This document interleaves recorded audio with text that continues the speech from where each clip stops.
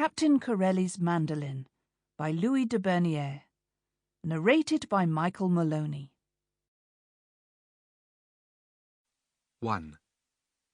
Dr. Yanis commences his history and is frustrated. Dr. Yanis had enjoyed a satisfactory day in which none of his patients had died or got any worse.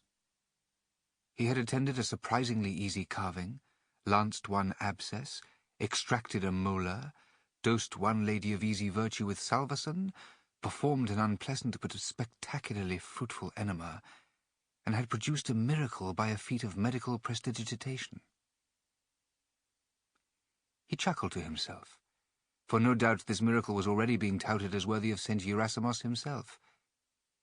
He had gone to old man Stamatis' house, having been summoned to deal with an earache, and had found himself gazing down into an oral orifice more dank, belichened and stalagmitic even than the Drogarati cave.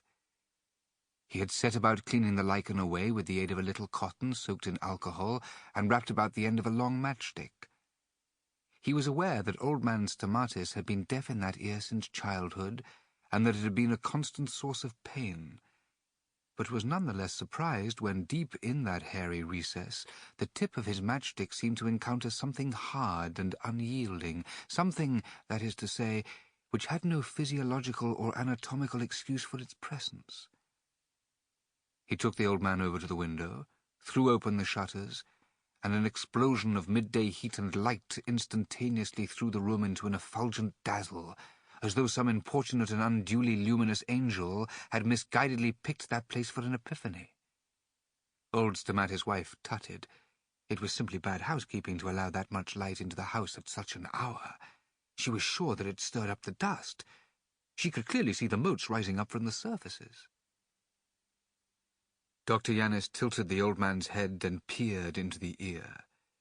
With his long matchstick, he pressed aside the undergrowth of stiff grey hairs, embellished with flakes of exfoliated scurf.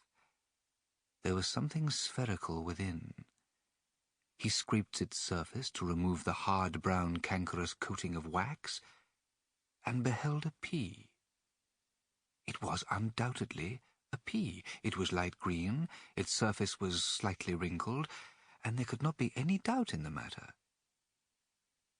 "Have you ever stuck anything down your ear?" he demanded. "Only my finger," replied Stamatis. "And how long have you been deaf in this ear?" "Since as long as I can remember." Dr. Yanis found an absurd picture rising up before his imagination. It was...